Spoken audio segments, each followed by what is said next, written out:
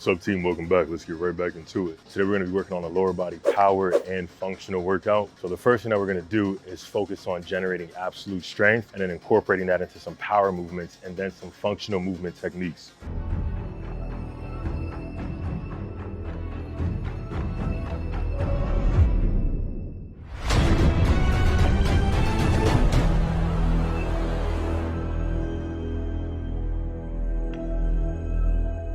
This workout is going to be good for anybody, really. If you're an athlete, if you're trying to build size, if you're trying to build strength, this is going to overall help you develop enough force production, strength, and by default, size in your legs. So I'm done talking. I'm ready to warm up and get right into this. I got some things to show you today.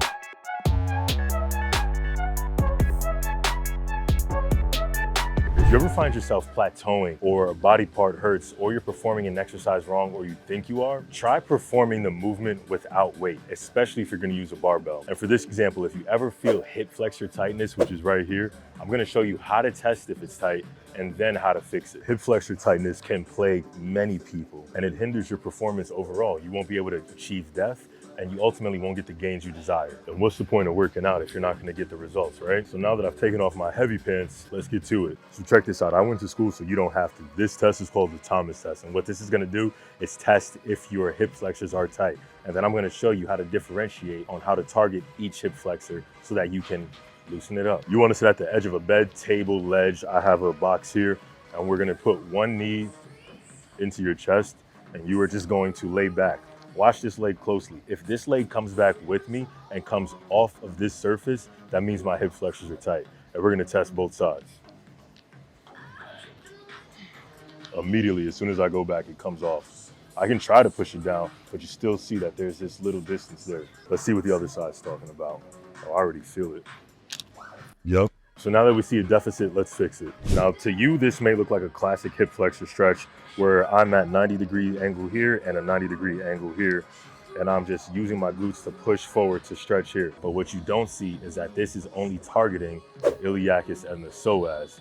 And your rectus femoris, which is your quad, also crosses the hip joint, which may be a factor in your hip tightness, which we just exposed in that test.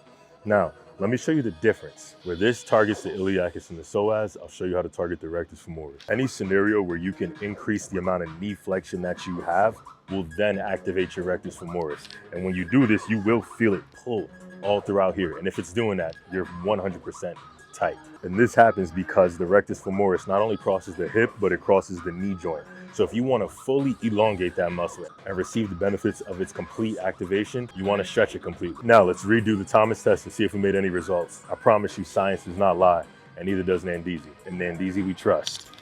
Look at that. Pelvis is right on the surface as expected. Talk to me nice. I'm not sure if y'all purposely do this, but I know you neglect your ankle mobility and flexibility. And what you should realize is that your ankles absorb the entire load of your body weight plus whatever you put on top of it. And if your ankles are jammed, how do you expect to squat properly? How do you expect to jump? How do you expect to run? How do you expect to catch yourself if you fall off of a curb?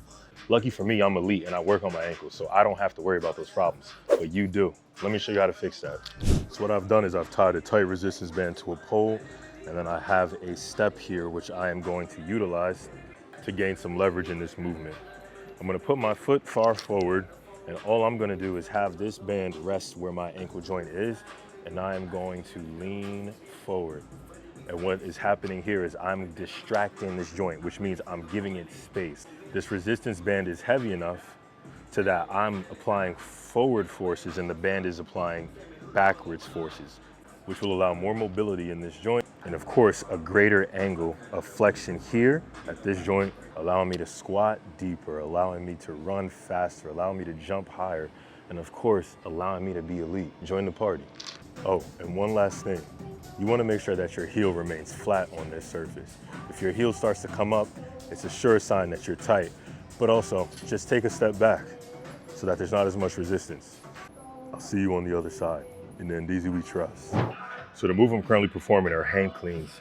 And these are not an effective exercise to build size. However, if you want to build power and improve overall athletic performance, yes. I had to take my chain off for this because it's such a violent movement with the explosion that happens, and you have to catch it on your collarbone. This movement allows you to get familiar with your own body mechanics and practice power, explosion, coordination, all while activating your quads, glutes, hamstrings, core, basically all the muscles of your lower body and then also of your upper body. Things to know while performing this, you should catch this erect, if anything. And yes, you may catch it in a drop or in a dip, but that is fine as long as your back is still straight. You don't want to strain your lower back by catching it here, and you definitely don't want to catch it forward. The difference between this and a power clean is just the start position. Power cleans start from the floor, whereas hang cleans start with you already holding the bar in the air. This way you're building absolute power, and it's much harder to do that because you have to generate velocity from a midway point rather than starting from the ground, where you can generate vertical velocity all the way through the entire movement. This movement I'm going to perform is called front squats. Front squats are a move that require a lot of mobility, flexibility, and of course, technique. So do this with caution. Key things to look out for when you're doing this: if your back starts to arch, if your heels start to come up, if you start to roll forward, or if you're squatting down and you feel your hips start to shift to one side. What this is going to work on is building the quads, and then of course, what y'all like, the glutes, and secondarily, it'll work the core because you need to keep this tight in order to maintain spine stability and make sure that you can complete the movement without caving or falling over. Worst thing to happen during this is having an energy leak, and that means that the energy that you're putting out into this movement is wasted. For this move, you should just be moving straight up and down. You don't want to move to the side or you don't want to move forward, and you do not want to feel like you're struggling or straining, and you don't want to feel like you're hurting. You should make it look as fluid and as easy as I do and get these gains. They're for everybody. Let's do it. Whoa, whoa, whoa, what do we have here? The legendary hip thrust. I usually don't do this movement, but I wanted to test myself and see what I could do. Key things to be aware of when performing this, because I see this performed wrong all the time. Too many of y'all are trying to beat it like MJ. By that, I mean, I see y'all doing this. You're taking your hips and you're doing all this. Now, I don't know what that is, but that's not a hip thrust. And that also will lead to you getting injured during the movement, especially if you're gonna go heavy. If you want to hip thrust and eventually work your way up to hip thrusting a heavy weight, you need to have proper form.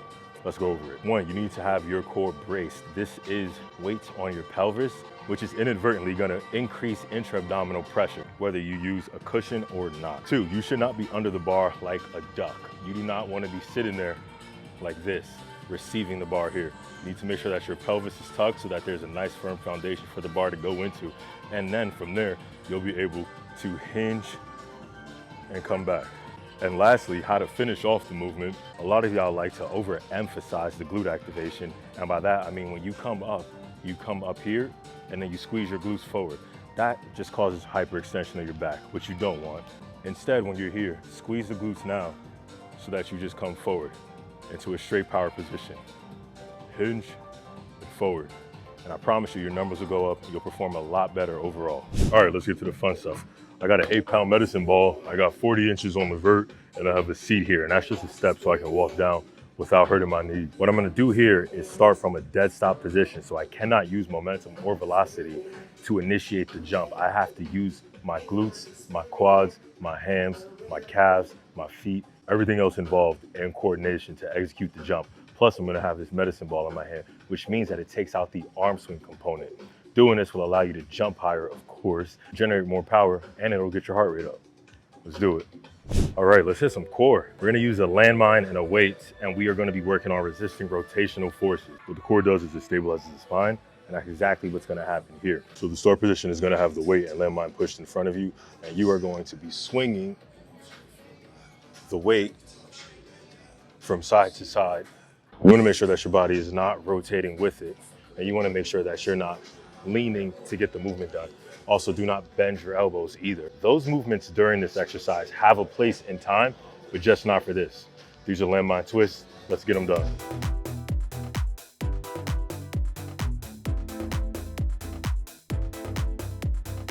All right, that's all we got for today's episode. Only thing left to do now is some cardio. I'm gonna run some 400s on the treadmill, stretch a little bit, and then get up out of here. Let me know what you guys want to see next. I'll do that workout, show you how to do it, what to do, what to look out for, and how to just be a better lifter in general, in any capacity, whether you want to increase power, whether you want to increase size. Let me know. I'm here for you. I got you. And then DZ, we trust.